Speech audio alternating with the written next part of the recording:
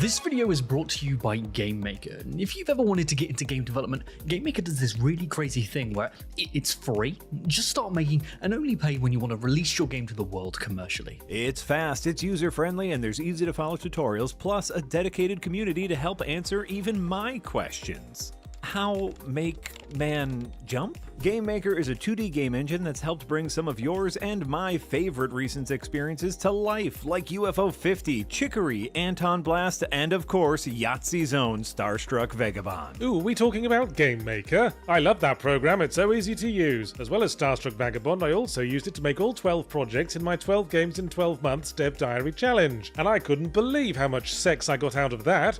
None. I got none at all. Which I couldn't believe. So what are you waiting for? Head on over to the GameMaker link in the description and start cracking away today, because we want to play your game. Yeah, looking through this list, I'm seeing one of you made Armpit Fart Tycoon, and I've got several questions for you.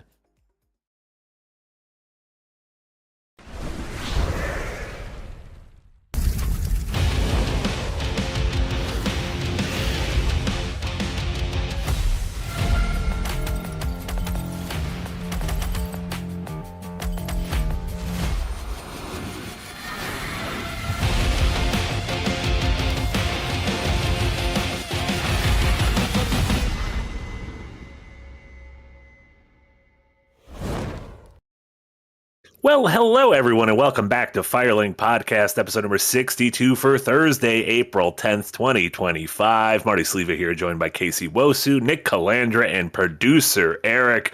You know what we got to talk about today? We got games. Usually we don't got games. Usually we're just like fishing for an idea.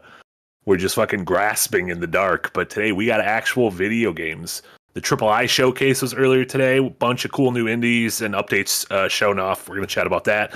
We're going to touch on a little more of... it's been a week since the Switch 2 reveal. And let me tell you, Nintendo haven't handled this week well. The reveal went fine. The week after, what are you doing, Nintendo? we got some questions about how you're handling some of the details of this launch. Some of it's out of your hands.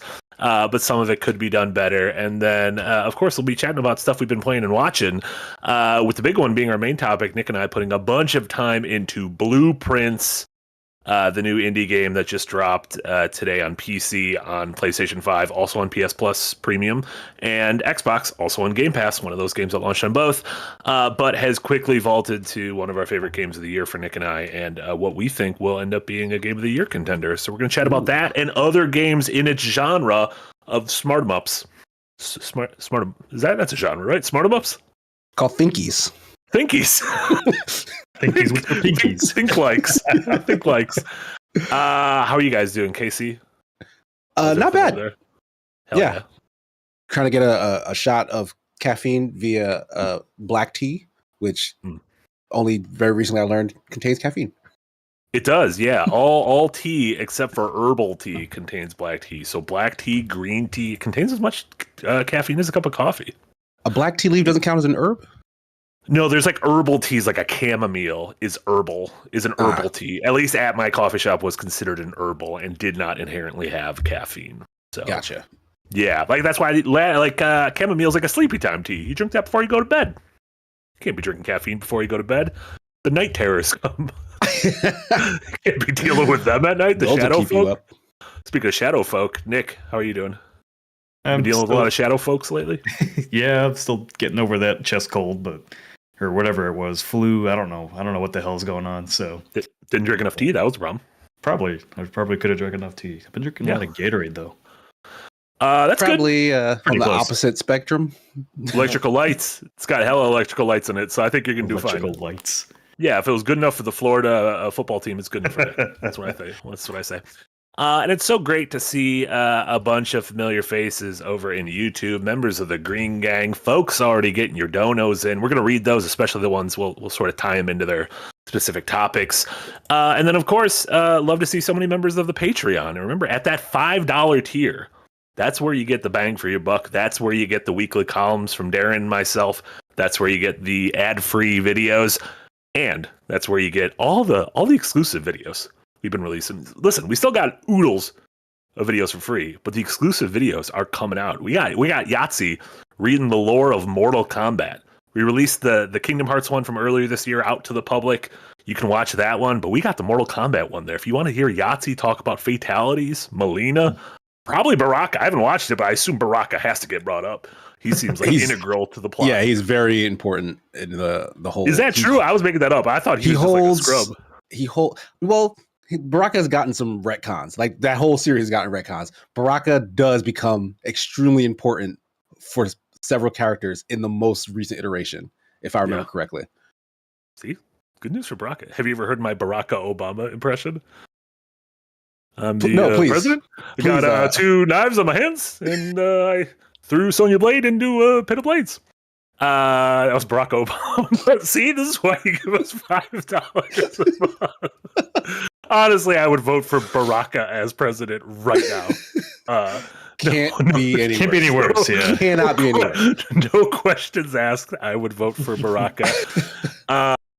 But we appreciate all the support there on Patreon. We got a lot of cool ideas for even more to sort of spruce up that $5 tier. So appreciate all of you who are already there. And if you're not, think about supporting us there. It's a great place to allow us to continue making our weird shit, including me taking acting classes for my Barack Obama impression. Let's kick things off with the Triple I showcase, which was held earlier today. This is they've done a few of these so far, maybe only 2. A couple. I've been, at the very least I've done one of these before. This is the second one. Yeah. This was first off, let me tell you, a wonderfully constructed conference, because their whole thing is there are no hosts, they have no cameras, there is no physical space. They're just going to go from game to game to game with a really cool soundtrack in between. Like the whole thing was like tethered together by like a really good soundtrack, which I liked. But yeah, it was about 45 minutes of just trailers for new indie games, for updates to existing indie games. We saw big things from big properties like Deep Rock Galactic and Vampire Survivors, as well as just brand new indies that we didn't know existed. And so, we just wanted to talk about a couple of the ones that stood out to us, because, ultimately this was like a 45-minute show. And right off the bat, it kicked off with a game that I thought was really cool that was called Neverway. I'm putting the link to it here in the chat, and this was a top-down action RPG that is being. I think the developer is calling it a cozy nightmare. Mm-hmm. And so it has like some of the trappings of a cozy game, but it also looks like a literal nightmare, and the character starts unraveling, which is something we've seen, like even like Wanderstop did that kind of recently. And it seems like people are starting to be like, what if we make a cozy thing and then things go very badly? Yeah, like Dredge had some of this energy too, right? Yeah. Like, this is sort of like the post-cozy era where they're trying to break the mold of the cozy game in fun ways. 100%. Yeah, that's a great way to put it. And I liked starting the conference off like that. That looked like a really cool game that they said I believe they're planning for later on in the year. That was just one that stood out to me. Nick, did you have any that stood out to you? Yeah, quite a few. I surprisingly had a lot of them on our wish list already on the Steam account. One that keeps kind of growing on me is that Tears of Metal game, which basically looks like Braveheart, but in video game form. So, it looks like a Western Musou.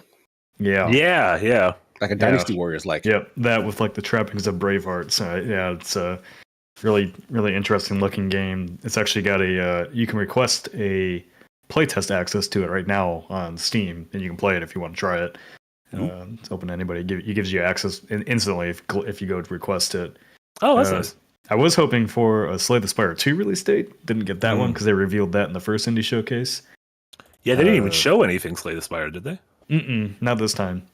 Yeah. And then the other game that's kind of growing on me that I wasn't so sure about is the new game from the developers of Sifu, Rematch, which is the soccer one, right? Yeah, I wasn't like too interested in it at first because it's just I was hoping for like Sifu 2 or whatever they're going to do next, but sure. The more I see from this, it really just reminds me of like FIFA Street, and I've been I think I've said on a few podcasts, I've been kind of asking for something like that for a while. So, and the fact that this is coming to Game Pass right away, hopefully has like a player base.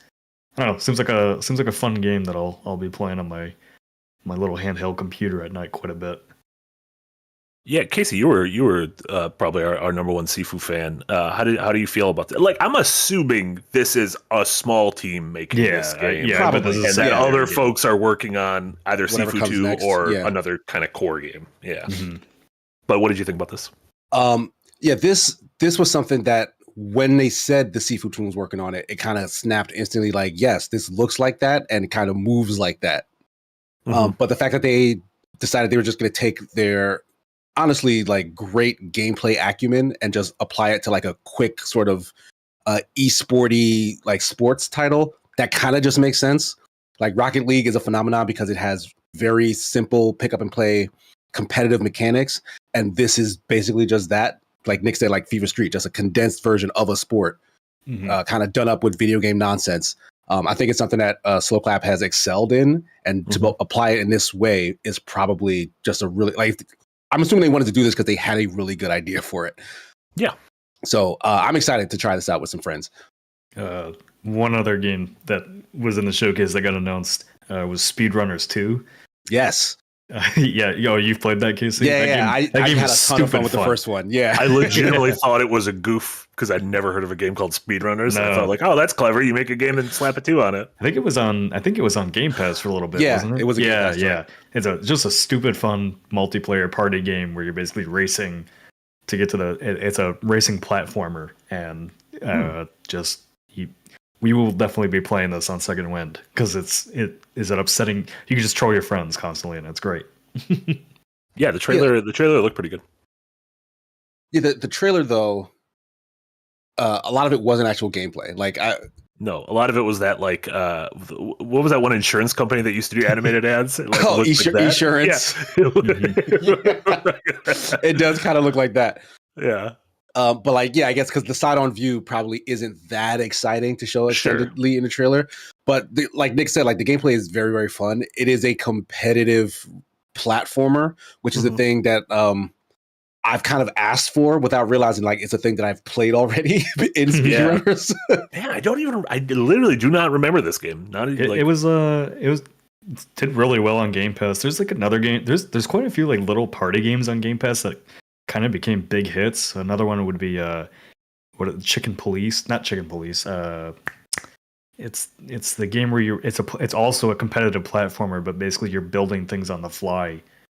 Fortnite. With Sabrina Carpenter. You see folks are just dancing with Sabrina Carpenter in Fortnite. They're just not even shooting each other. Between that and Minecraft, I think the kids are going to be all right. Ultimate Chicken Horse. Ultimate Chicken Horse. That was what we were Okay. talking about. We weren't talking about Sabrina Carpenter. There you go. Casey, were there any games that stood out to you? Yeah, I took a liking to a first-person shooter roguelike called Voidbreaker.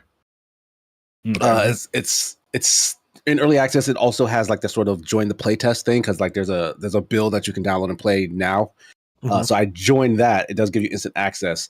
And like its big claim to fame is it's got like world destruction. Like you can like break the environment and like have stuff fall onto enemies to like stun them and whatnot. And it has like sort of this modular upgrade system, which is when you have a roguelike, that's kind of my favorite thing when they kind of just let everything mesh with everything and there are like no limits. That seems to be what they're going for here. But they also add in a sort of puzzly element where the stuff you unlock goes on this sort of grid, and you can get other upgrades that when placed in a certain position around these other upgrades change how they function. Like either gives it like more power, more like you can repeat this. Like it's a little pretty confusing, honestly, but it's just all these different modifiers that you can basically turn into a puzzle game to just maximize what your weapons can do with all of this gear. And it's a thing that you can kind of go back and rearrange based on the situation, because like you might show up in a level where everything is immune to the build that you've been building. So you have to go back in and retool to adapt. And that's a lot more planning and strategy involved in the middle of the run and gun, which also looks fun. So like it's kind of hitting on two levels in that way. So I'm really intrigued by that. And Destruction did really look cool. I think it's a bad name because you said the name and I was like, I don't know what that was. And as soon as you mentioned the Destruction, I was like, oh yeah, the Destruction looks rad as hell. Yeah, just the word not a real void. standout name. Yeah. I love a void, but a lot of things are called voids. This is by the new game by Stubby Games, who did the Entropy Center a few years ago, which was a cool kind of a portal like puzzle game. Yes, I remember that. I thought was pretty. So yeah, that one looked really good. It's published by PlayStack, and they're quickly becoming one of my favorite publishers. What else have they done lately? That's a good question.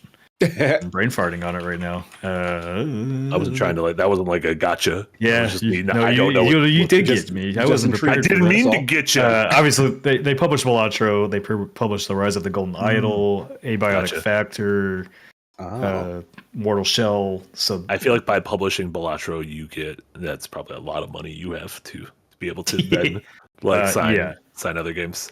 Yeah, they did The Last Faith, which I really liked, which was the kind of Castlevania the kind of grimdark 2D Souls-like.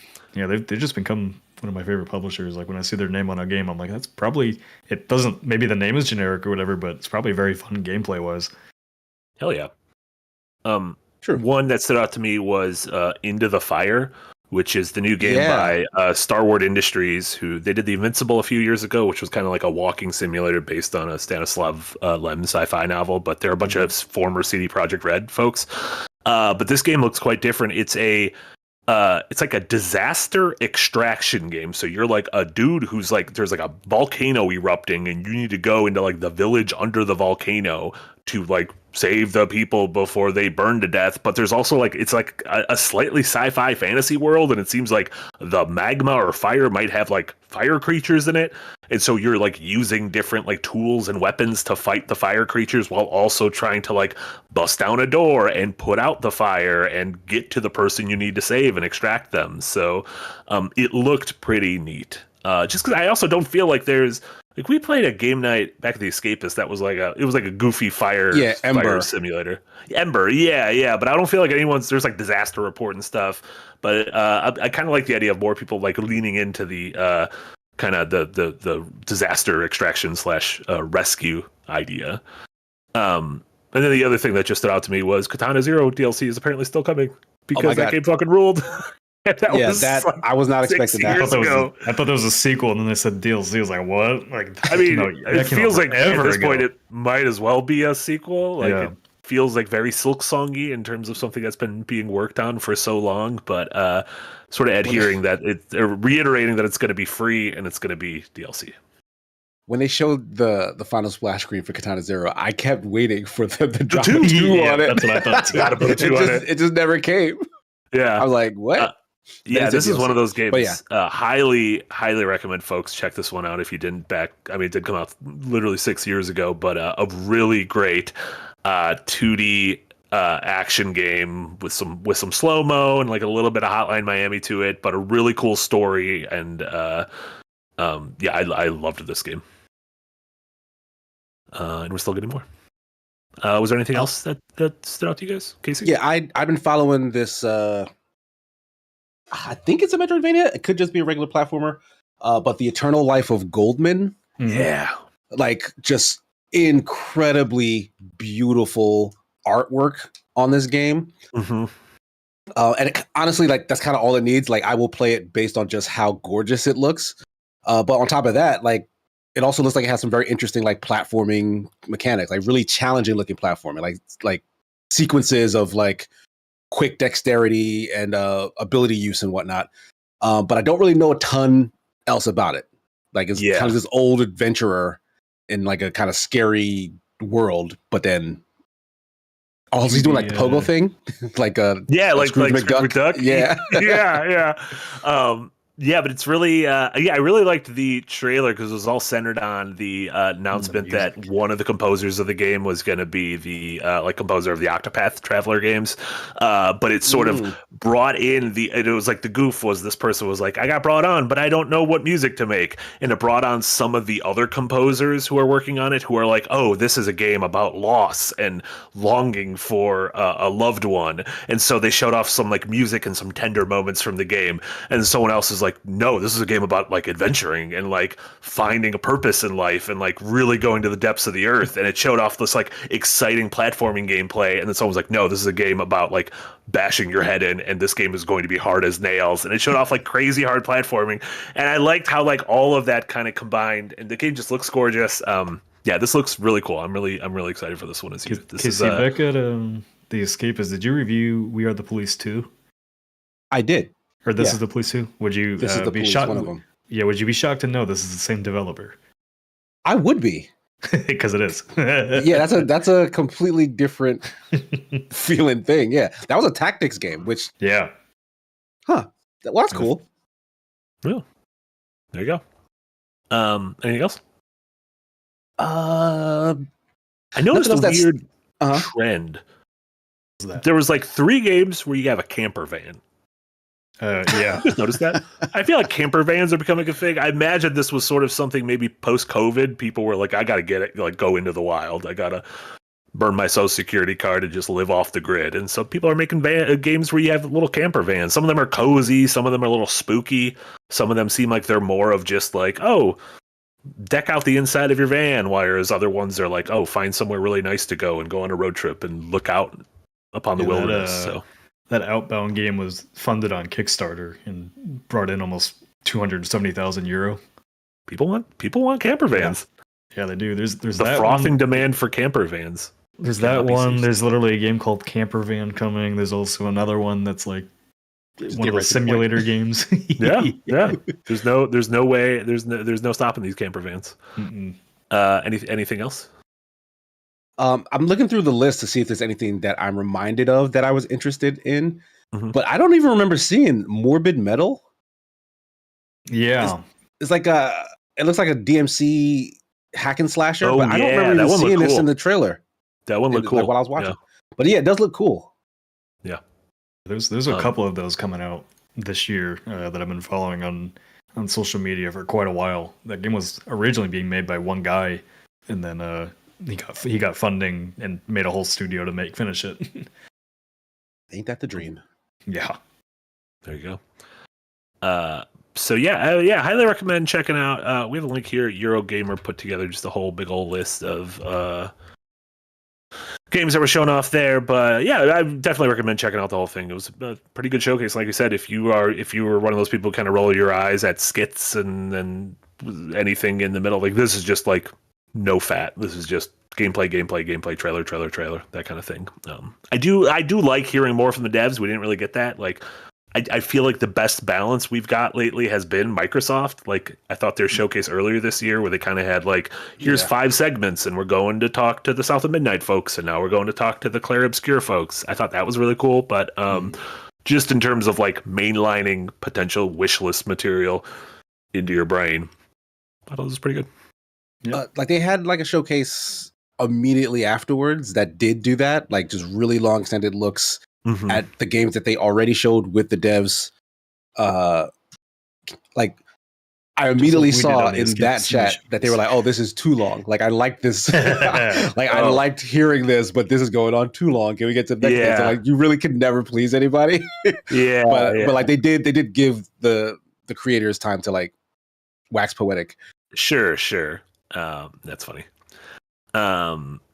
Cool. Moving on to someone who also gave their creators a little bit of time to chat, although also refuses to tell us who some of those creators are. Like I mentioned at the top of the show, we're a week out from the big Nintendo Switch 2 showcase. And it feels like we're kind of like picking up the pieces still and trying to figure out exact answers to certain questions, some of which are understandably nebulous because like those of us in the US, we don't know when we'll be able to pre-order this thing or if it will be that $450/$500 price. You know, we don't know because of what's going on with our government right now and tariffs, what's going to happen there. So that's something that is, I would say, somewhat out of Nintendo's hands. Like that's kind of not on them right now.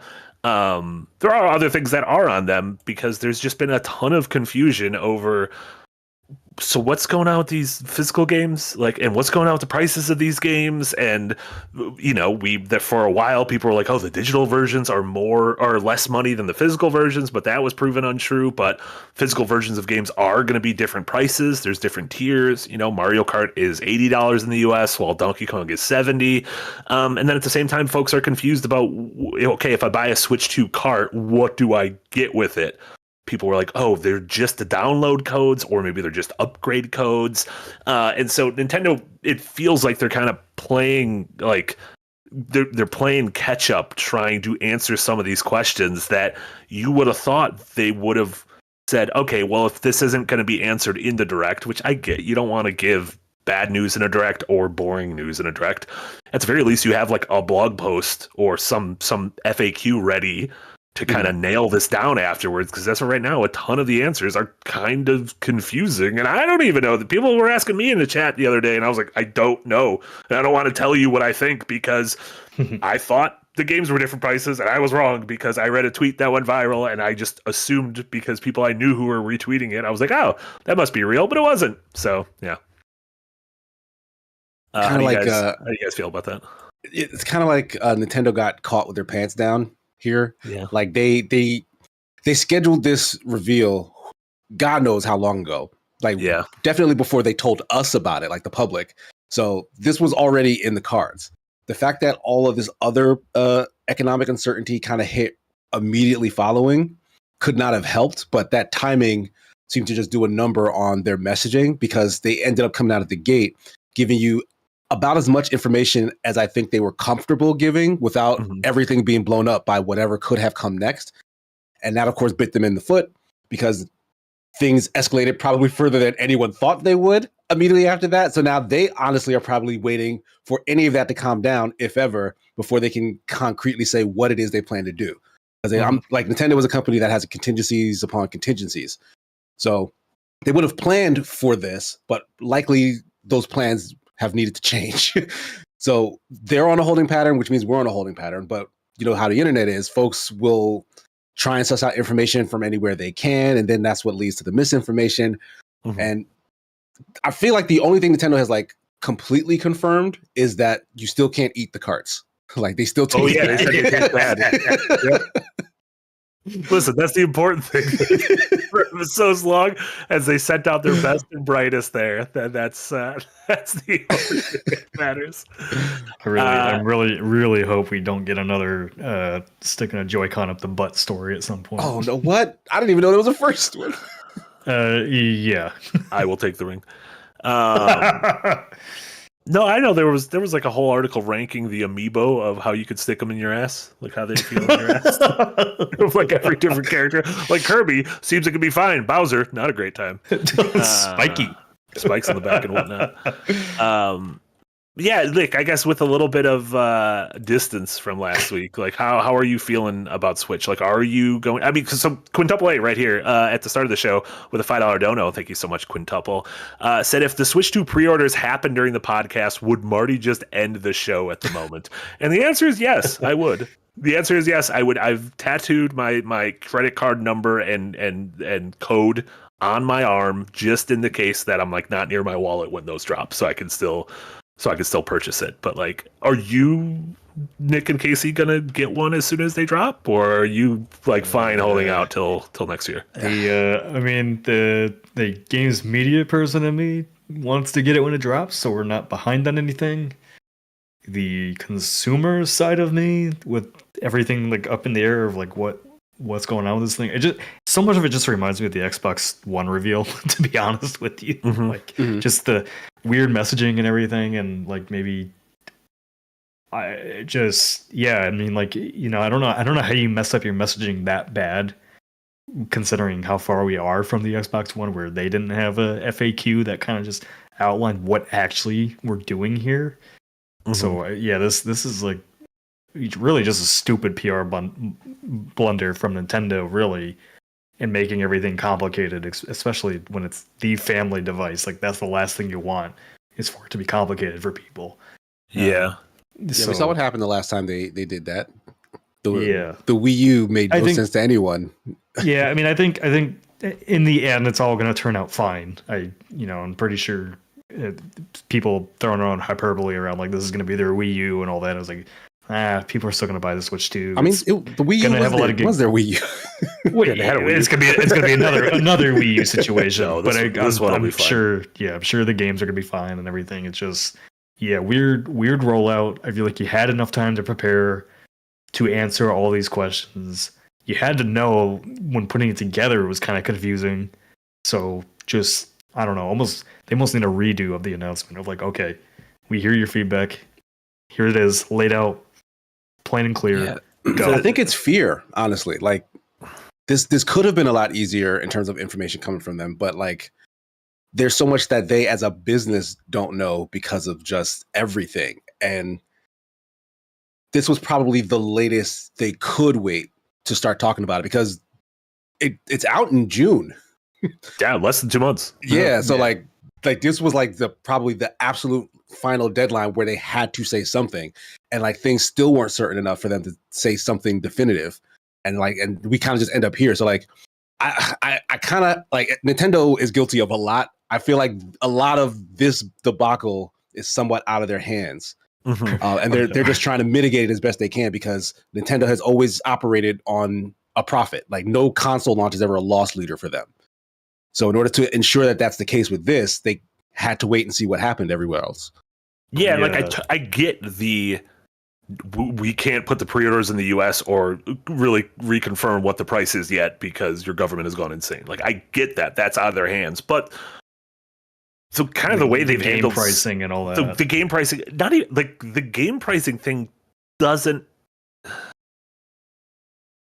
don't want to say it doesn't bother me, but the thing about the game pricing thing that is irking me is kind of their response to the backlash. Yeah, and like, Casey, you shared that quote of like Doug Bowser, the head of the Nintendo of America, saying something to the equivalent of like when asked like this is really expensive, like do you feel like you're kind of pricing out some of your audience, saying like, well, that's why there's still a Switch 1. Don Matrick reincarnated. Yeah. And it very much feels like this feels like what Sony did from PS2 to PS3, what Xbox did. Like, is this just something that has to happen? If you lead a generation, you then have to just like get the bet on your way to the next one. It's weird how no one learned that lesson. Like it's honestly frightening that that same rhetoric reappeared. Yeah. In that way, like in the exact same situation, they should have known that you announce a console that's that surprises people in terms of its expensiveness. You don't say, "Well, get good." Like, and there's ways to mitigate some of that. Like, I think it is a unforced error of them making that. I can't remember what the name of the game is, like Switch Factory or whatever that little game that should be a pack-in game but isn't.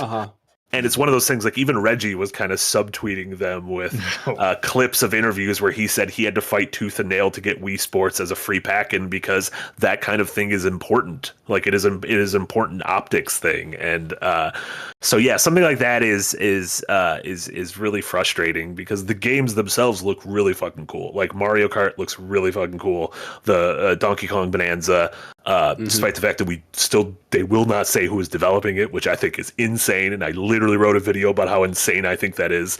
That should be up next week. Both of those games look really cool. And so, yeah, I'm assuming I am logistically able to click a button fast enough. I will try to pre-order one. I know Javid in the comments said he was able to do it, which is very excited. I'm very excited for Javid. Now I want to be excited for me. I was the second person I want to be excited for. I'm the first person I want to be excited for. It's kind of funny, like how we mentioned like how each generation kind of sometimes you're at the top and then you get your messaging all wrong for the second one, but it almost always seems to come down to like having the right person in charge to get that messaging. Where Doug Bowser is very much more a corporate man than Reggie was, and Reggie was corporate too, but he just knew how to speak to consumers. Yeah, he was a lot more personable. Better. Yeah. That's why Xbox at the front facing stuff. That's why Xbox, Phil Spencer over Don Matrick, and Sony's having that same messaging issue trying right now. To find kind of their next like Shuhei Yoshida and Kazurai. Yeah. Yep. You can sweet talk the consumer while still being a shitty corporation. I think it's fucked up his name is Bowser. Like, I think it's legitimately fucked up his name is Bowser and he's in that company. I think it's weird, and it's probably illegal, but I think that should have disqualified him from the job. Like, I don't think you can not hire someone based on their last name, but Probably I think That's an evil guy. yeah, it made me uncomfortable. But yeah, we'll know more. There is a when is that Mario Kart? There's a Mario Kart Direct, like a specific Direct for Mario Kart World coming April 17th. So that is next week. We'll be able to talk about it on next week's show.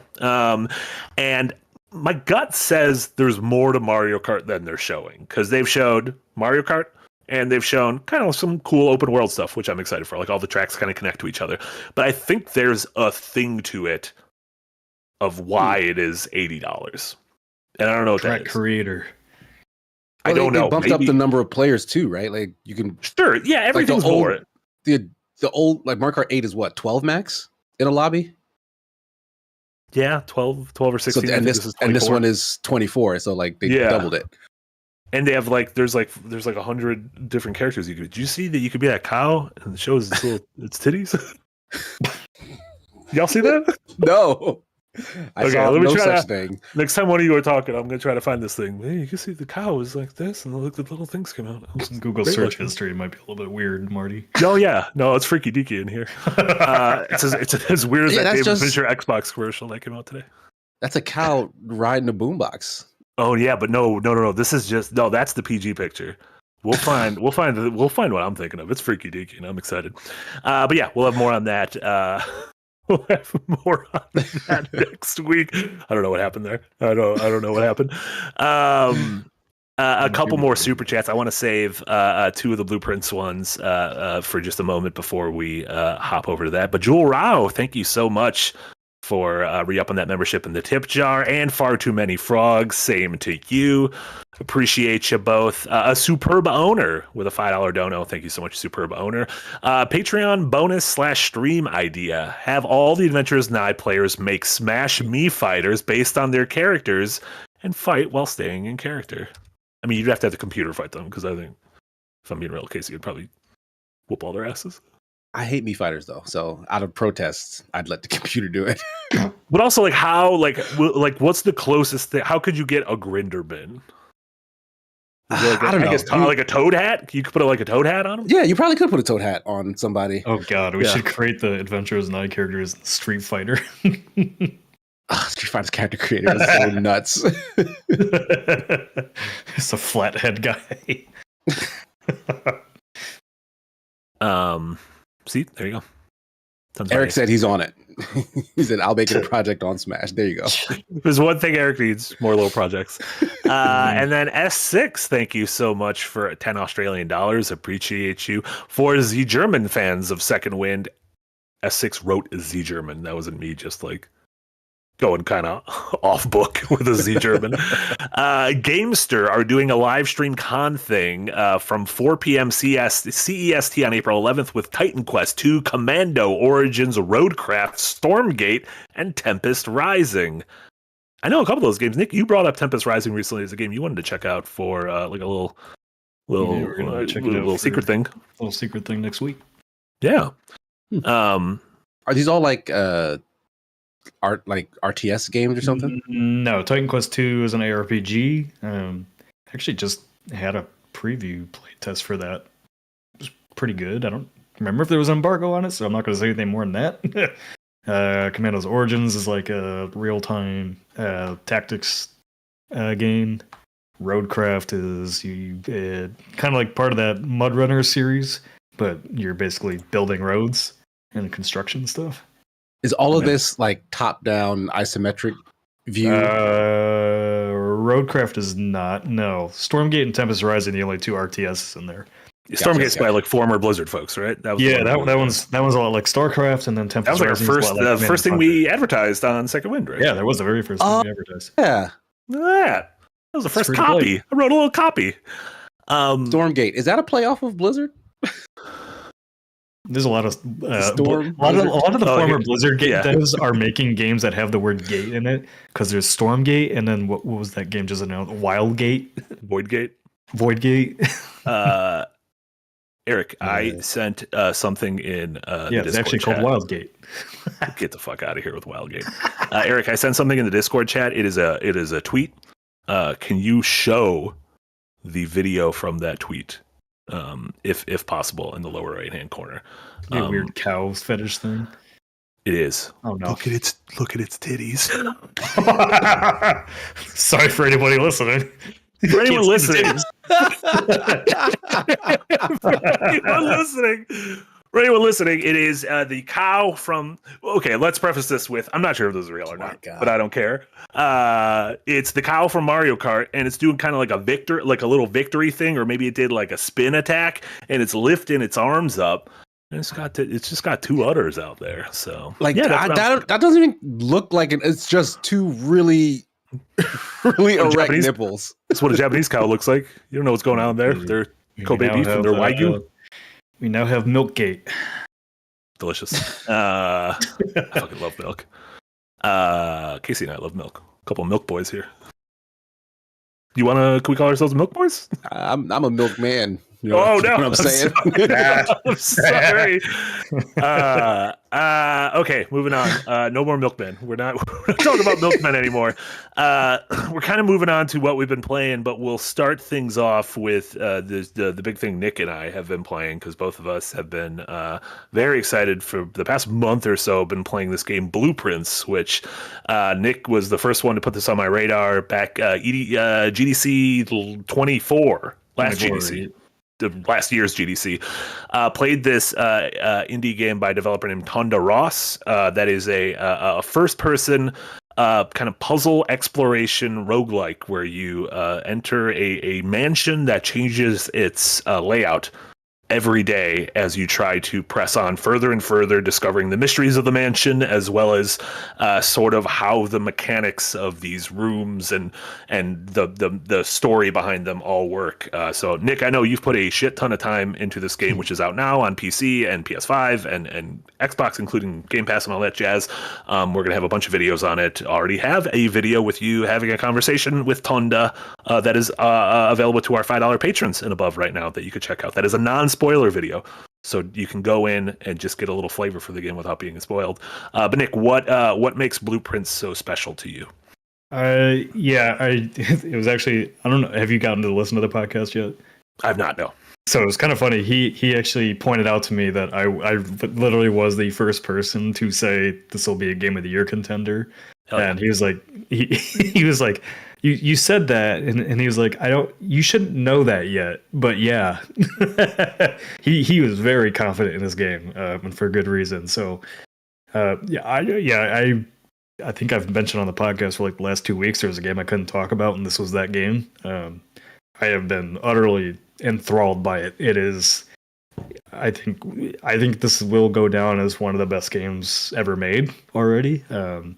And just the design of it, which is, I have a video essay kind of coming out that'll talk in more detail about it. But oftentimes, like, you play a puzzle game, whether it's The Witness or Talos Principle or whatever, and you get to the puzzle and you're stumped, and you can't go on any further, right? Like, there's always like that wall that every puzzle game seems to have, and the best ones that don't have that wall kind of go up and become people's favorite games, like Portal 2.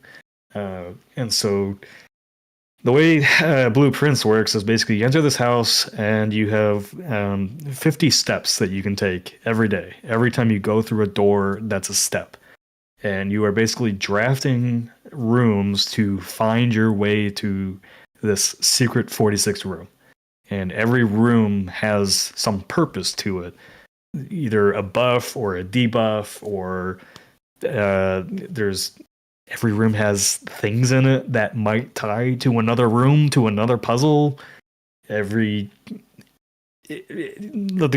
like strategy involved in just getting to the 46th room. As you draft rooms, they have doors on certain sides of the room, so you have to be careful about where you're placing your rooms so that you don't walk yourself into a dead end. You have to be careful with your resources, which are your footsteps. You have to find keys or gems to unlock certain rooms as you go through. And I've never played a game that like just made me feel smart every time I figured something out like this. And everything that connects. It's a hard game to describe, and like if you go listen to my interview, even he's like, I don't really know how to describe the game.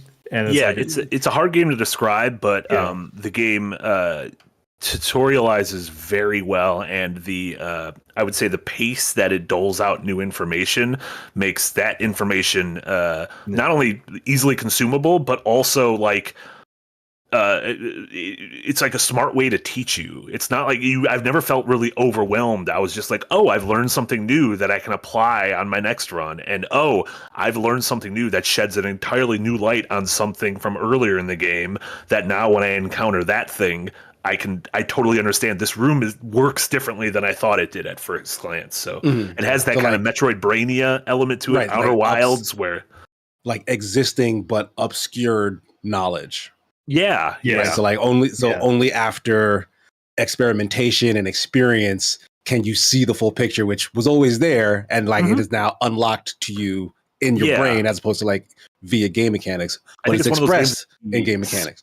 It could be speed ran extremely quickly, but you need to have already downloaded all of that knowledge into you and written down the notes and understanding how the various pieces connect with each other. It's a super special game, and it's not just us who are saying it. It is currently the highest reviewed game of the year on Metacritic. Not that is an arbiter of literally anything, but it just nobody seems had this on their list. I don't know what happened. I should have. I don't know how that didn't happen for me because I was saying I've been talking about this game since before we did that draft. Yeah, so I don't know how I didn't. Yeah, that's just the heat of the moment. You know what? It was just too good to be on anybody's list. Yeah, there you go. It transcended our dumb fantasy critic list. This sounds exciting. And it runs great. I've been playing it on Steam Deck. It runs great on Steam Deck. It's also one of those games that like highly recommend you play with a pen and paper next to you, because you're going to be taking notes. You're going to be pulling out your phone and taking a snapshot of things and then scrolling through your phone for, because you took pictures of weird symbols and different layouts and notes that are plastered in the game to be like, ooh, is this the password for this thing over here? It all kind of coalesces and coalesces in a way that is just extremely satisfying. In the same this game is in my mind in the same level of your Outer Wilds, your Tunic, your Animal Well, your Fez, that kind of thing. Like it is that impressive. Air. It is that impressive. One thing that really sets it apart though from all of those is there are multiple ways to get to the credits and complete it, and that is like. And somehow he made it all work where there's all these different ways you could get there. Like I was kind of blown away by there were still I've rolled credits after like 30 plus hours, and I had finished even probably a quarter of the puzzles that are in the game, because even the narrative of the game is a puzzle to solve as you go, and you are going to have to take notes to kind of keep everything together. Almost Return to the Obra Dinish in that way. But like Yahtzee pulled Jay and I into a meeting to ask how to get to this certain place. I'm not going to talk about because I won't spoil anything here. But essentially, as soon as he started showing us his playthrough and he showed how he was getting to this place, I was like, "What the fuck? I didn't know you can even do that." Put 30 hours in this game. I thought I've kind of seen every different avenue to get there, and so like Jay had solved different puzzles, Yahtzee had solved different puzzles, I had solved things differently. So it's, like I would definitely say if you're going to play it, like play it on your own for a good long while. And then when you do feel like you hit that wall, then start communicating with anybody else that's playing it and start sharing notes and comparing and contrasting things. And I know some people, like I've just been watching online, some of the discussion around it, some people feel like they're not winning because they're kind of repeating the same things over and over again. And all I can say is just keep going. Just keep going with it. Learn to enjoy the repetition, because you are still learning things as you go. And if you do get you can get stuck in the game if you like draft rooms in a way where you just get stuck in dead ends. But if you do just keep going and drafting the rooms, even if you know you're going to lose, there's still information to find and pull back for your next run. run that you're going to do. So to explain a little bit more, because the game calls it drafting rooms, but what it is every day when you start off the mansion, you start off in a main foyer. That's what we call it in a mansion. Fancy folks like me call it a foyer. That has 3 doors. There's a north door, a west door, and an east door. And in the game, when you click on a door, you are given 3 cards to choose from. So 3 possible rooms to put on the other side of that door, and you have to pick one of the 3 rooms. And that's where the roguelike element comes in. It's like sort of random, these 3 cards that are in your deck. You do things throughout the game that will kind of add new rooms or upgraded rooms to that deck. And then there are certain rooms that will only appear if you're on the outside walls of the house as opposed to the inside walls. So yeah, you click on a door and then you have to choose one of those 3 rooms. And it could be the room could be just a straight hallway that really has nothing interesting in it, but it'll get you to the next room. It could be just a tight closet with no other doors on the side of it, but the closet has a key in it, and it has money in it, and it has a diamond in it, so you can use those for other things. Or it could be sort of a special room. It could be this cathedral that it's like every time you enter, you lose some money. But there's some secrets in this church as well that you're going to learn later on. Some of the secrets of the church to where you're like, ooh, I can use the church to my benefit. And instead of losing money, I can make money on that church. So money church? Oh, shit. I spend money to make money at the money church. Mm-hmm. Yeah, it's very much, if it feels overwhelming, I would say press through. And Shinzu earlier in the chat with a 10-pound dono, thank you so much, Shinzu, said, I'm trying Blueprints on Game Pass on day 10, and it's trying my patience right now. Feels very random, like I'm not making a lot of progress at all. Should I stick with it, or is it just not for me? Also, I'm not great at puzzles. Yeah, don't worry about the amount of days. Yeah, don't feel like you're on a timer or anything. Like it is the days are sort of just think of it as like a different matter.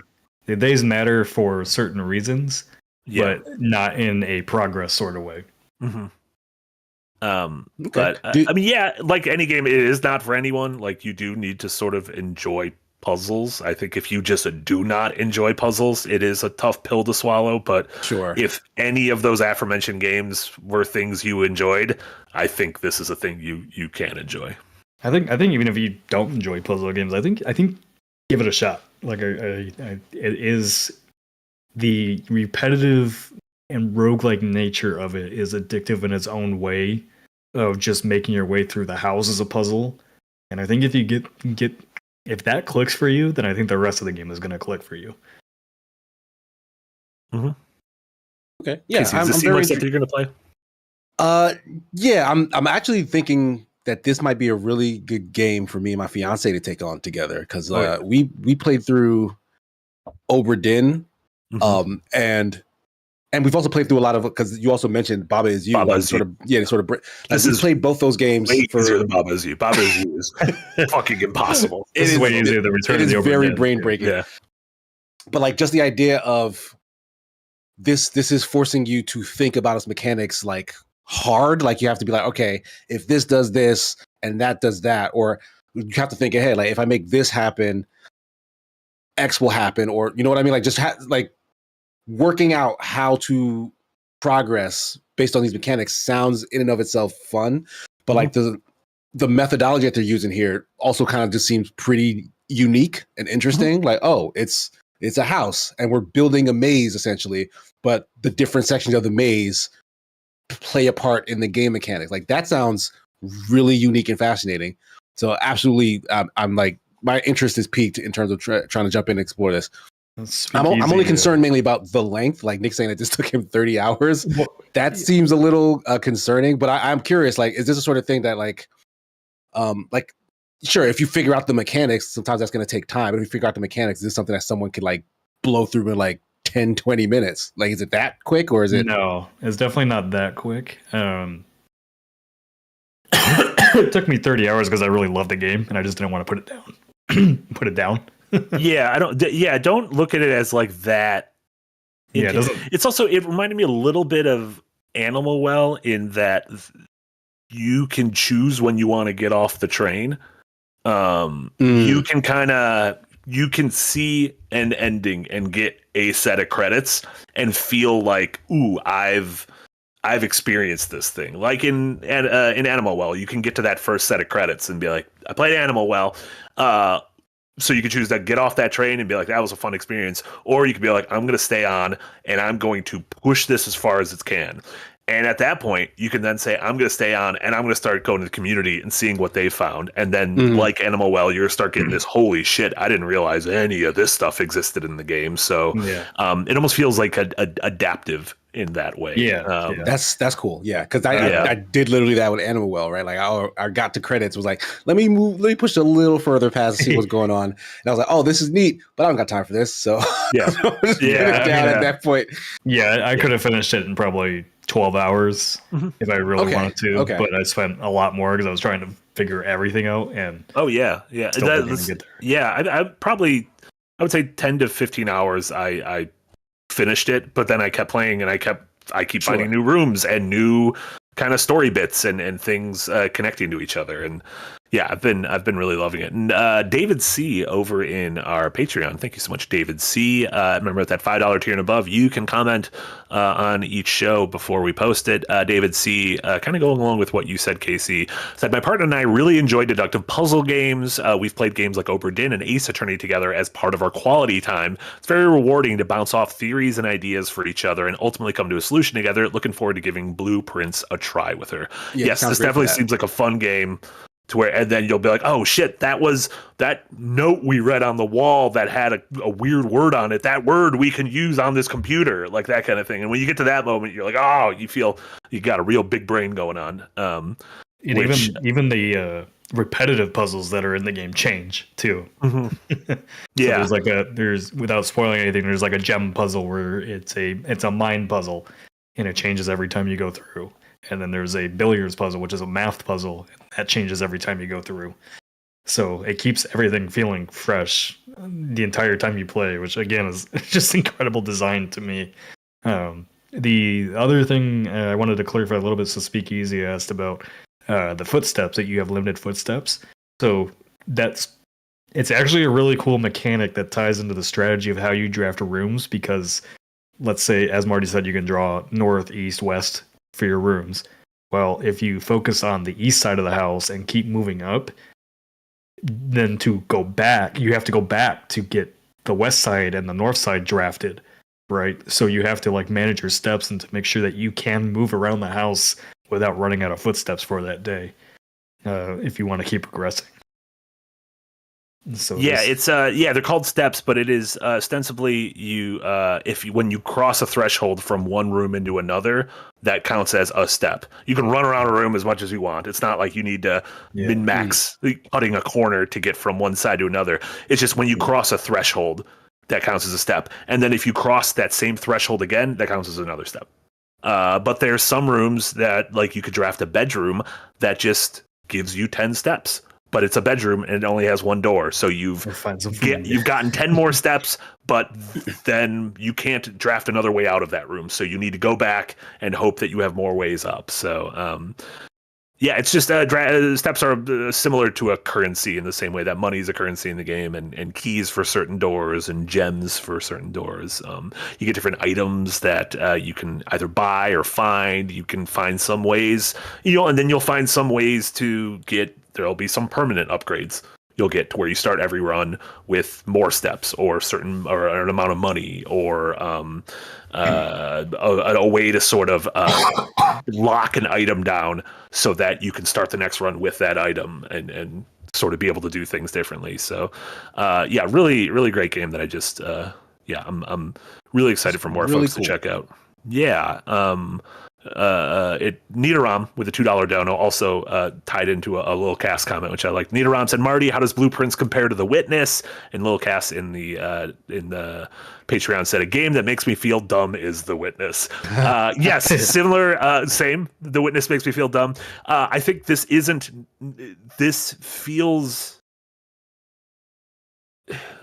feels like it hits that good middle ground you get in The Witness when you feel like you're kind of flowing with the rules and you understand the rules. The Witness definitely has peaks and valleys of you'll sometimes get a new rule that is like, oh, what does this mean? Like, what do they want me to do here? Like Baba Is You, where I'm like, ooh, I might not be able to wrap my head around this. Yeah, it's just legitimately like a half hour, 45 minutes of just blockage. Blueprints, like at least the difference for me with the Witness and Blueprints is like Blueprints at least gives you kind of the information that you need to at least solve these things. It may not tell you directly how to solve it, but there will always be something in the world, a note, a pad, whatever, that says, hey, this is how you turn the power on, or hey, this is how the AC works in the house, or something like that. For example, I could always find something like that in the world. I don't recall being able to find all that in the Witness.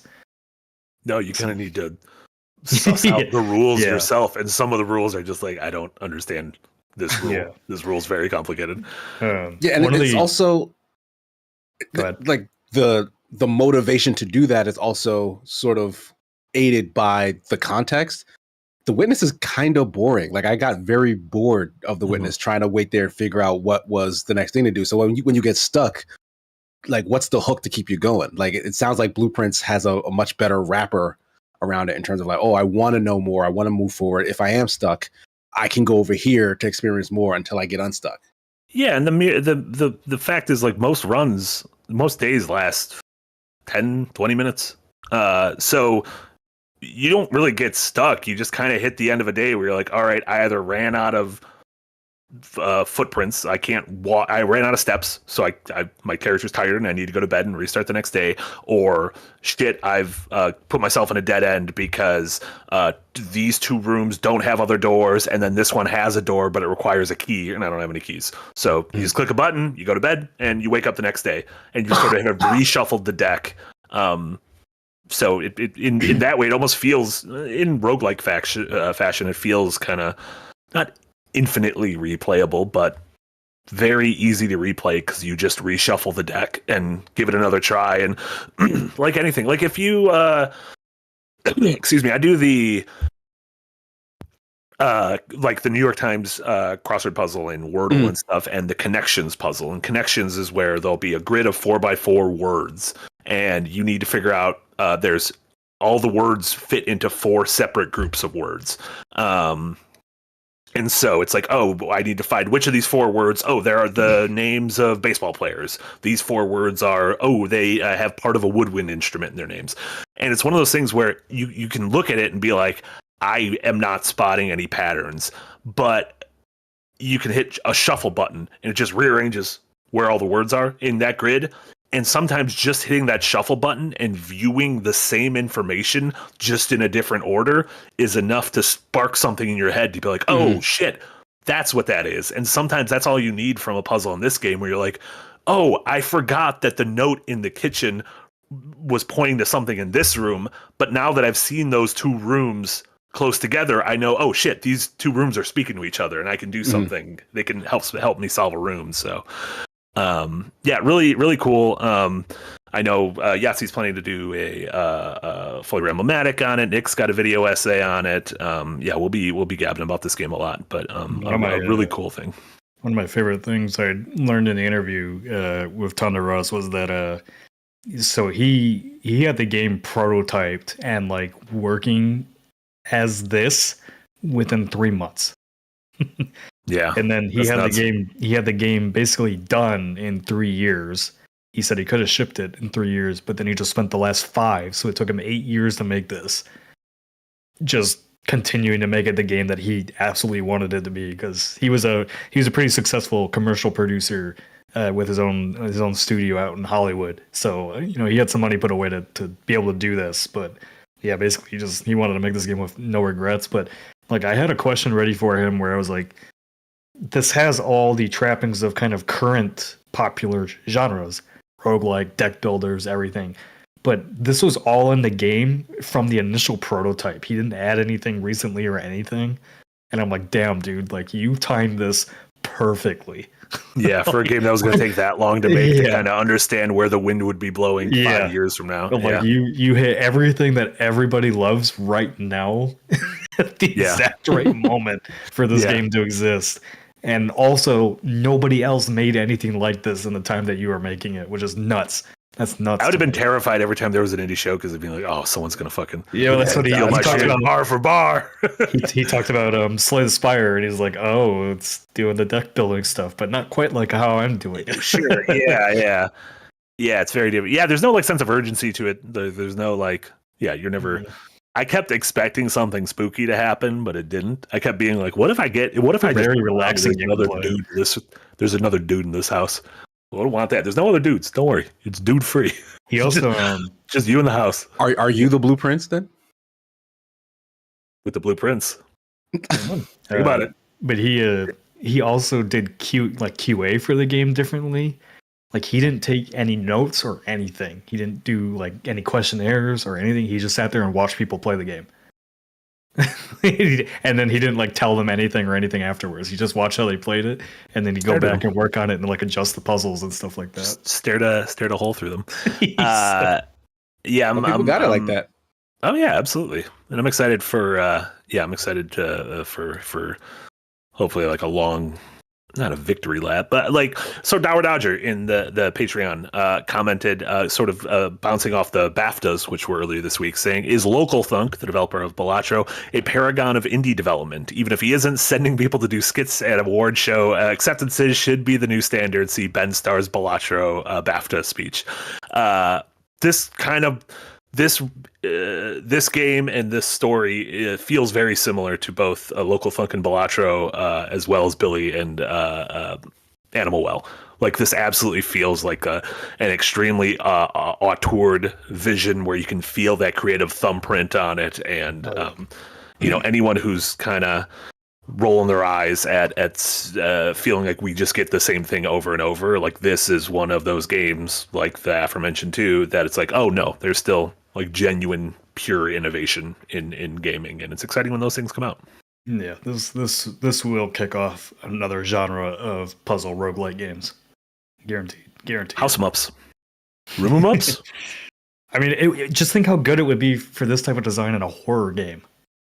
Too spooky. Put another dude in that house?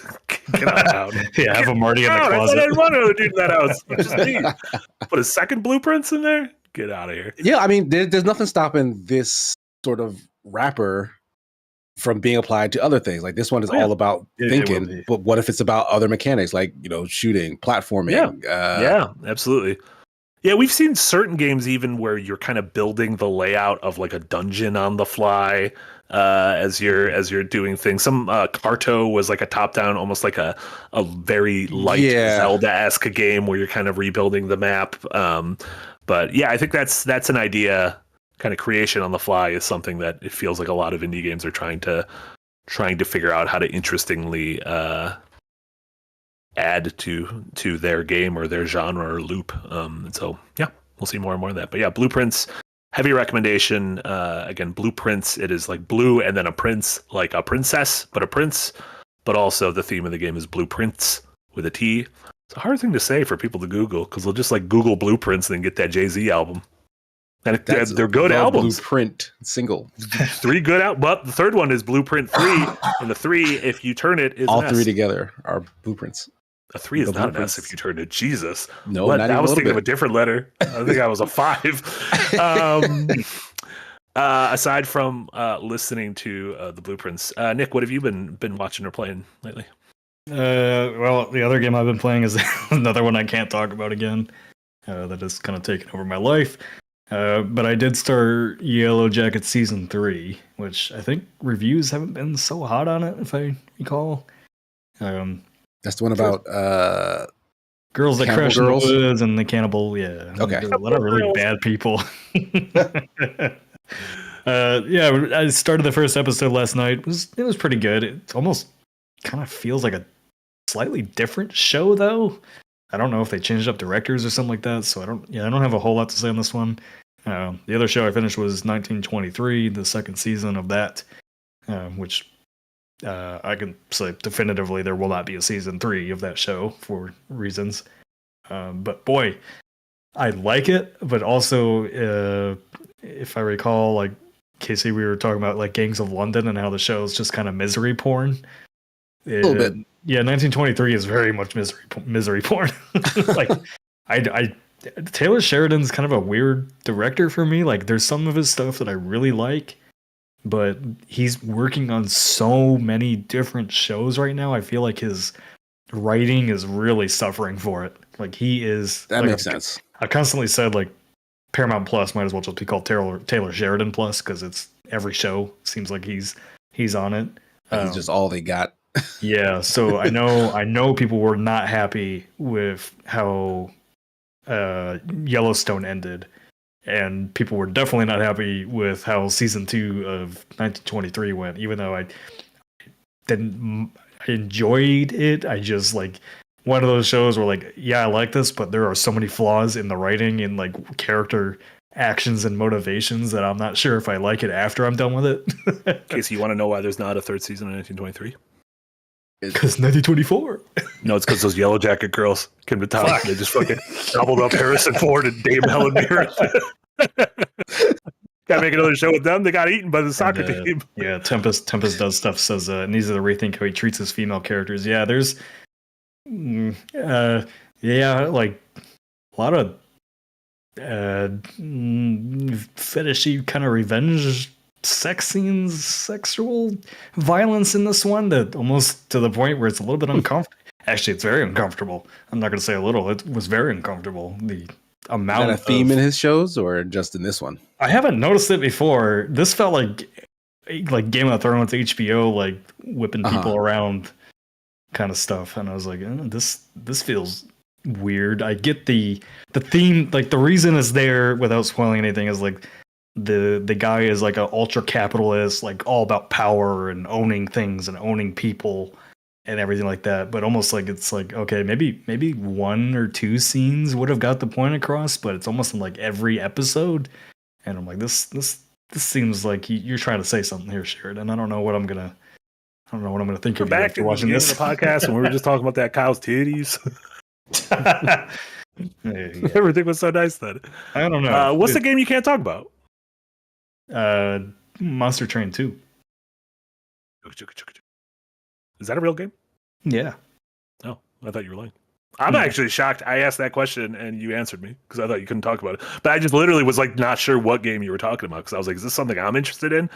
Do I not know about it? Not. No, it's not something. It's a roguelike deck builder. Yeah, no. I only do that if there's a house and there's no one else in the house. I'll be able to talk about it soon.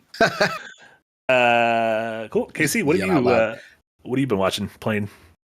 I've been checking out South of Midnight. Didn't get super far in it. But yeah, this was something I was very, very excited for.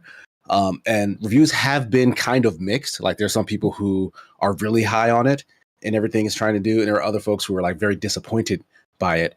So definitely a candidate for something that I need to get my hands on myself. Early impressions still leave me a little mixed in terms of how I feel. Things that I agree with that I've been hearing out in the streets. Excellent world building, excellent voice cast, beautiful look. Like I really, really like the art style. There are a couple of games, like some indies, but a couple of games that are doing this sort of handcrafted-y look. Like what the one that Rachel reviewed for us not that long ago. Harold Halibut. Oh, Harold Halibut. Yeah. Yeah, like that kind of had that look. That samurai spirit thing that I like that kind of had that look. It's catching on. It's affecting. Like I like it. Like I think it can be like its own kind of thing. I don't know how difficult that is to like replicate. It seems like maybe a lot of work goes into art of that kind. But this is out of all the ones that I've seen. Maybe with the exception of Harold Halibut, because that one is literal stop motion. Like this one is like like this one is the most gorgeous of this style that I've seen, like hands down. That being said, it does seem like either not enough attention was given to the game part, or like that, or either that, or it just wasn't this team's forte. Like this team is really good at some things and not so good at others. But again, it's still early on. You get a lot of the main character Hazel's abilities like in the tutorial. Like they just kind of rapid fire take you through all the things that she's able to do.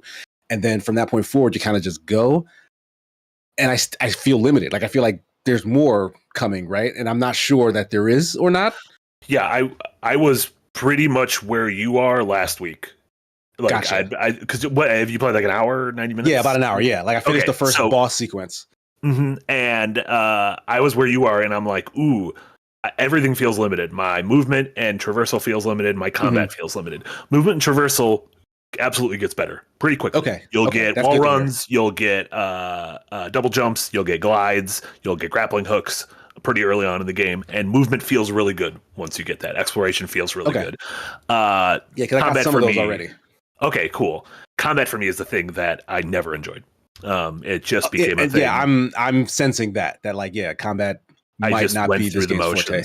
I ended up in probably the back 2 or 3 hours just lowering the difficulty, not because it was too hard, but because I was like, these just feel kind of spongy, and I'm not enjoying the combat encounters, so I'm just going to lower this so I can get through the encounter quick, so I can get to the next bit of story or the next boss or to the next memory and that kind of thing, because I loved all of that stuff. And I think the game also nailed the kind of the ending in the last act. I finished it last night. Really enjoyed it. Yeah.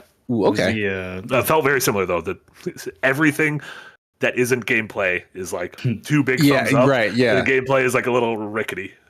So was I pretty on point with the Kena Bridge of Spirits comparison? Oh, I never played Kena, so I don't know. I think this story is way stronger than Kena's story. More so the gameplay. Yeah, the gameplay is pretty. The gameplay is. Yeah, I probably even like the Kena gameplay more than I like the gameplay here. But I like this story and world way more. And the characters and everything, and the act, and it does. One thing we didn't really talk about is music. It does. A, the music is just really good, but B, you'll get to moments where the music is directly speaking to what you are doing, and those moments are fucking great. Like those are like some of my favorite musical moments in recent memory. And Yahtzee and I were talking about one that we both really fucking enjoyed. So I've only had like one of those, like the opening one of those so far, and the song is still in my head. And like that's always it. Like I'll go back and play games just because the soundtrack is speaking to me. But the music is really doing its job. So like off the strength of that, like I'm going to play more. But like you said, if at least some of the mechanics become less tedious, I think by the end of it, like I'll have a good time. Yeah, it's also pretty short. Okay, I think I finished in like 9 hours. All right, and I feel like I did like in every area I would always go off the beaten path and explore. Like I didn't find everything, but I tried to find everything. Yeah, there's not like a ton of beaten path to explore. Like it's a very linear, kind of a tight corridor, like platformy, actiony thing. Yeah, like all of it in general kind of feels much smaller scope than you might think coming out of Microsoft's first party. Yeah, and it doesn't look small scope. Like visually, it looks incredible. But yes, it is very. What does Yahtzee call them? Ghost trains. Like it is very linear and very like.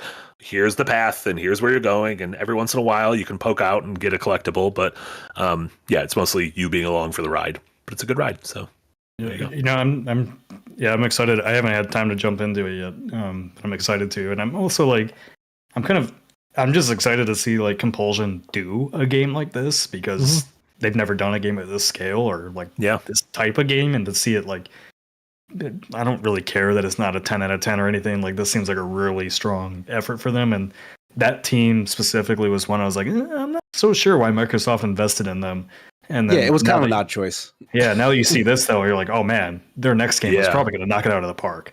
Yeah, they got the writing down, they got the music down, they got the world down. It's that one last step, right? Yeah, like they need to maybe get like an infusion of some other talent to maybe just pick that section up. But like, they could do something crazy. Yeah, that's if given the opportunity. Like, and that's team I wasn't really excited about, and now after seeing this game, like, and I'm excited to play it. I'm probably gonna enjoy it because I really don't mind games that have rote combat as long as everything else is good. It's like Plague Tale is like that. Plague Tale or Hellblade. You know, it's kind of it doesn't. This feels way more expressive, and you're actually doing things than Hellblade. And this story isn't also. And I loved Hellblade too, weirdly. So, yeah, so there you go. Yeah. Like So I'm okay Hellblade with it. doesn't feel like a game. Yeah, yeah, Like this is a game. It's just it's got enjoyed it as bad an elements. experience. Hellboy does not feel like a game. yeah. I enjoyed the experience. There you go. Casey, you've been playing anything else? Yes, I almost forgot to write this down because that's how quick I breezed through the show. But I finished the Devil May Cry anime. Oh, nice. Okay. First off, I want to say I enjoyed it. I'm a new Devil May Cry fan, right? Previously, like my favorite of the game series was the one that everybody hated, Yeah, and DMC. it remains to be my favorite even after playing through all of them in sequence. So it is actually no surprise to me that it seems like a lot of diehard Devil May Cry fans are really down on this show. Like it's like folks seem to not like it, and it's kind of the same talking Hashtag points. not my Dante. Yeah, like they're saying that like this character is not like nothing like the Dante in the games, but like he is. From everything I can tell, he's like, and I just played those games. He is exactly that goofy, that dumb, that immature. But then he that ineffective in terms of like the mission he's on. Like other people kind of do a lot of the work. And then Dante's kind of just there for the finales and stuff. Like that's all on point. Like Adi Shankar, the guy who's behind this series and the Castlevania animes and the Far Cry series, he gets it. Like he has played these games. Very clearly he has played these games. And he's doing something where he's sort of taking mainly the bones of Devil May Cry 3, which had the most fleshed out version of Dante's story up to that point. Because the first game really didn't tell you much about him. The second game was a wash in every conceivable fashion. The third game is where you get the meat of what the Devil May Cry lore and characters are like. He took that and gave you a starting point because clearly next season is basically going to be the plot of Devil May Cry 3 is what I'm thinking. So like folks were like, oh, he veered so far. Like, no, he's making sense of where things end up when that game starts. Like he's given like the background reasons for why Lady / Mary is the badass she is, because I had those questions when playing the game. Like, why is this girl in a schoolgirl outfit able to do all these things? Yeah. She's doing stuff very similar to Dante, who is half demon. Yeah. And like, no one is telling me why. This tells you why. Like, it's, I don't know. People are so sensitive about Dante specifically out of this series. And I don't get it. Like, is it that rose-colored glasses thing? Like, kids thought Dante was so cool when they played these games in their youth, that now that he's being portrayed as he was, and this show is very much a love letter to that time period, like that, the early 2000s, whatnot, like with the musical references, the sort literally of political theming is the theme song. Yeah. Like folks were kind of pissed off that the political theming is like, oh, it's like the war in Iraq, like the war on terror type situation. Whatever. Like, yeah. That was during that time period. Like that's a smart choice to kind of coach it in that time period. They're like, why can't the demons just be bad? Yeah. Like, grow up. Like that, honestly, grow up. At least this Dante doesn't take his helmet off and show his ass. Master Chief. It's not my Master Chief. Oh, I did not. I was thinking of another, like Dante Alighieri or something from Dante's Inferno. Jesus. Yeah, be happy with what you got, Dante fans. Yeah. You could be like me. Yeah, no, that's we see that a lot. We see that with like, this is my adaptation of this character, and they need to remain in stasis because they can't change because I haven't changed. And you get that, like, that's the Luke Skywalker thing from Last Jedi in a nutshell. Is Luke can't change. He needs to be the same thing he was when I was a child. But fucking people change, dog. Like, things are different. Adaptations are different. Like fully fleshed out characters grow, change, adapt. But this isn't even that, right? This is like reality being placed back in front of your memory fog. Like, this was that same Dante. Like, again, we just played through this whole series. This is the same character. Now that they're watching him as adults and saying he's not cool enough, they're realizing like Dante was never cool. Like, he was never cool. This was the immaturity of the directors at the time, thinking this is what cool meant. He was always this goofy.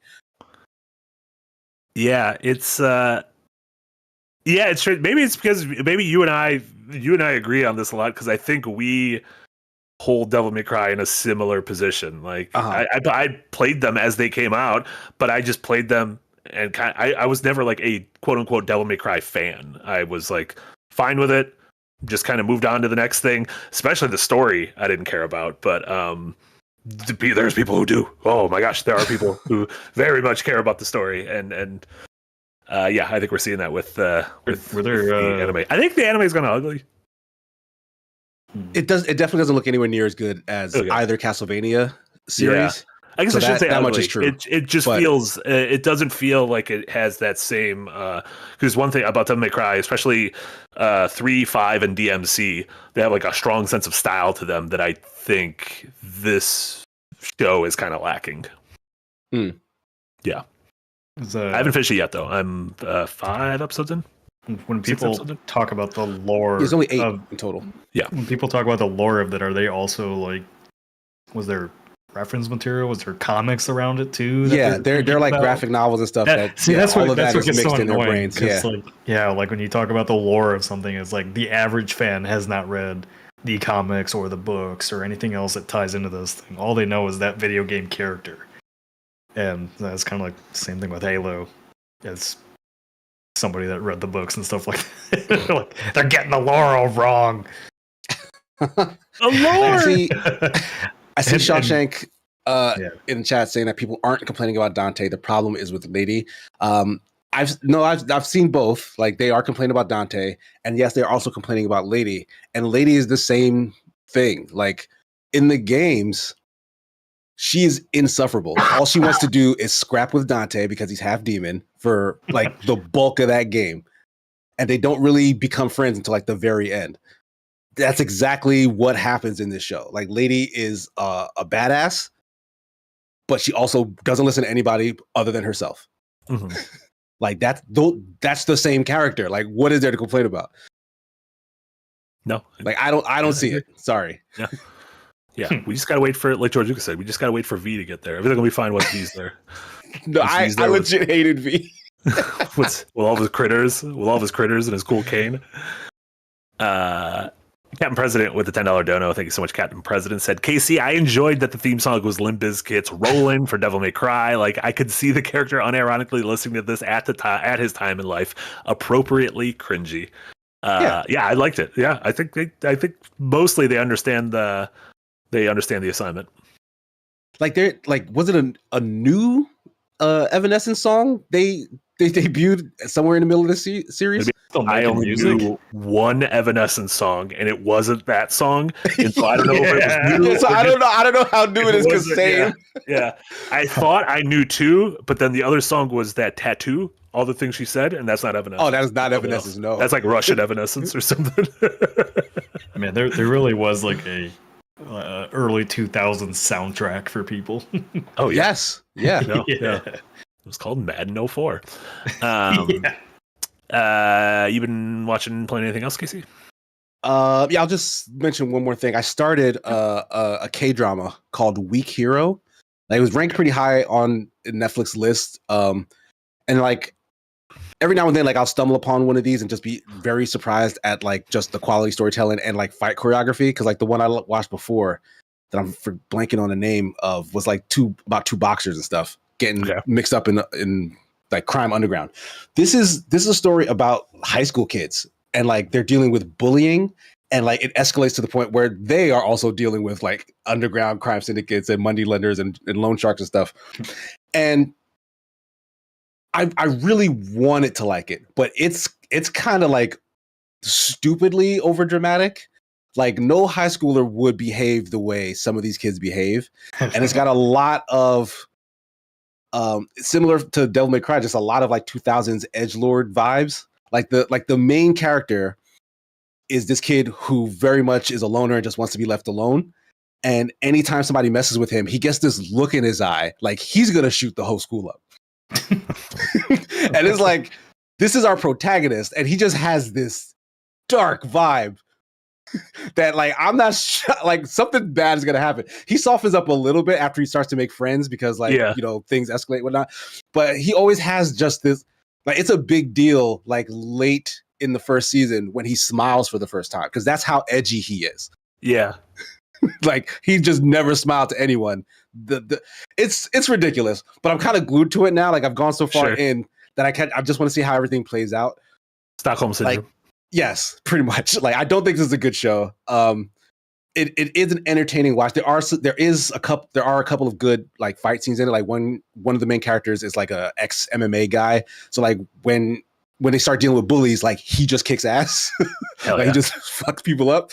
Yeah. And like the main character, he has a cool sort of Sherlock-like ability because he's such a loner. He's so smart or whatever. He's not much of a fighter, but he can use his surroundings and outthink people. He'll be like, oh, because I stabbed this kid with a pen, he remembers that. So I can threaten this guy and then look to that guy and he'll basically do the scaring for me. Like, yeah. So like that stuff is interesting, but all the other elements kind of drag down the core concept because it's really just about like bullying. And like you could tell an interesting story about bullying, but they just kind of take it way too far to the extreme. Like this is not going to end up with everybody in the hospital, but it does. Yeah. Where is it? Is this on Netflix? This is on Netflix. Yeah. Okay. Yeah. I know they do a lot of K-dramas. I mean, Netflix does a lot of every international thing because they're the everything service for everyone. Yeah. Is it just a one season thing or? There's one season out now, but the ads are already telling me that a second one is on the way. So Gotcha. Yeah. Which Devil May Cry, they said a season 2 has already been confirmed and in the works. Nice. So yeah, that does require a season 2. It seems like they're getting to the game now, right? Yes. Yeah. Is it just me, or does it feel like Netflix like hasn't announced like any big new exciting shows in a long time?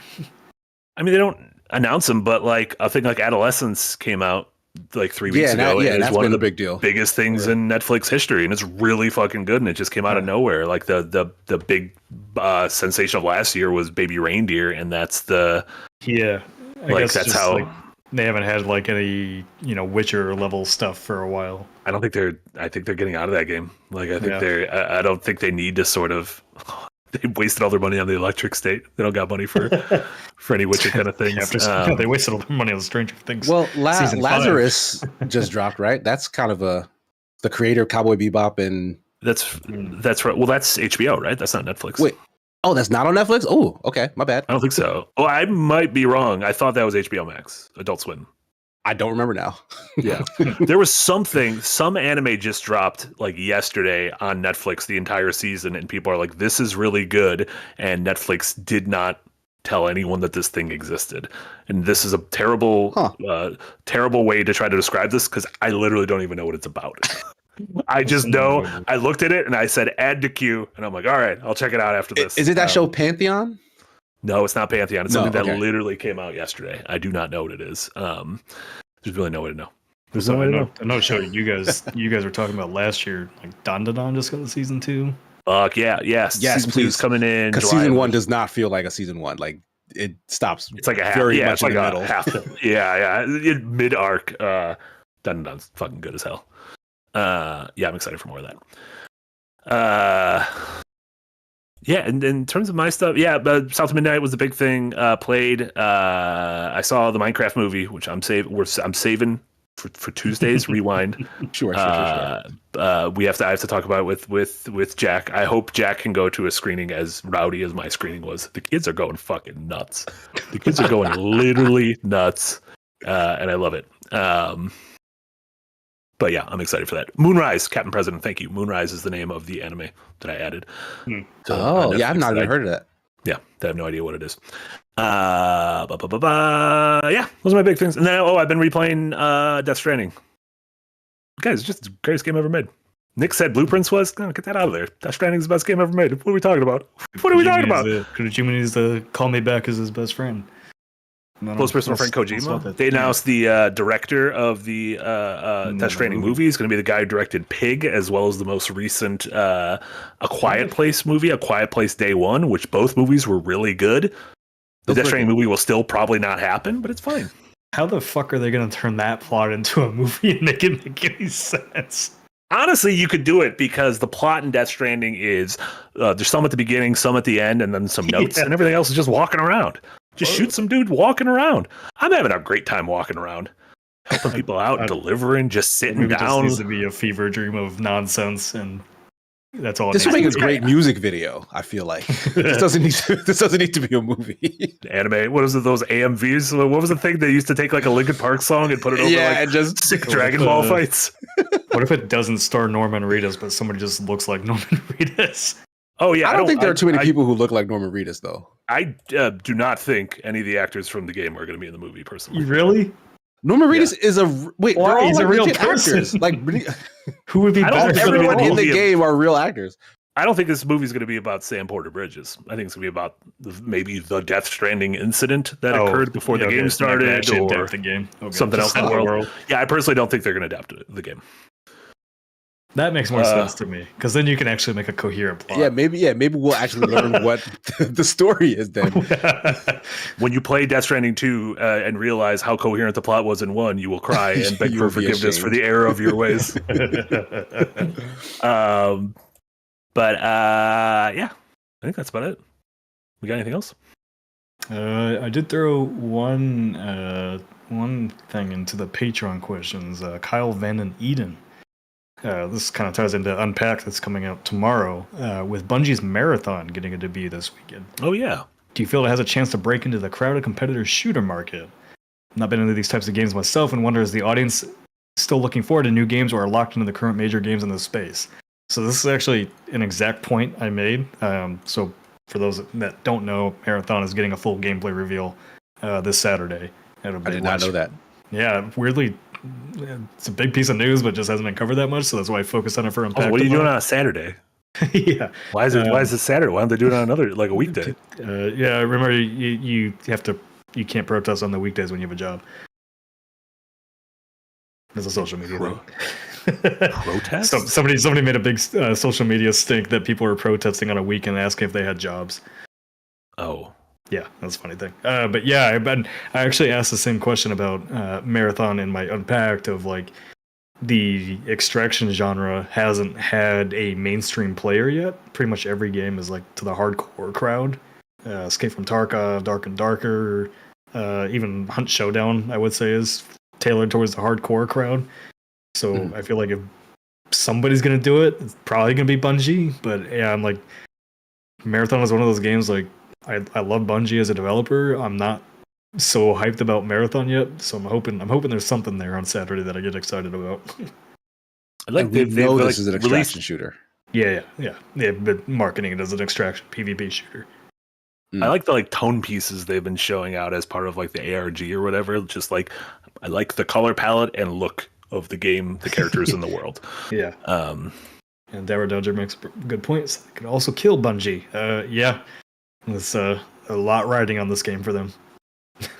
Because Destiny 2 isn't doing so hot these days. It's kind of Destiny 2 is like finished now, right? Like they released like their like they're still last releasing. big story thing.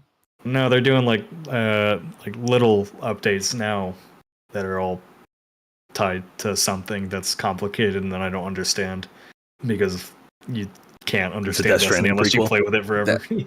That probably needs a lore video. Put a big 3 at the end of it. That Make Yahtzee it can fun. read. That you can do that. I've got Darksiders covered. You got Destiny covered. I don't think I do. That's the problem. I don't know what the hell's going on. Someone's like, write up a Metal Gear one from Yahtzee. I'm like, I don't understand the story of Metal Gear. I can't write it up. I'll watch the video. I don't know what the fuck's going on in those games. I just like them. Yeah. But no, this game's super important for Bungie, and it's super important for PlayStation to get their live service plans back on track, because Bungie was supposed to lead the way on this. Yeah. You know what? If it fails, you can always do sprint. On that note, That's marathon. A marathon's like a long distance run, whereas a sprint is a short distance run.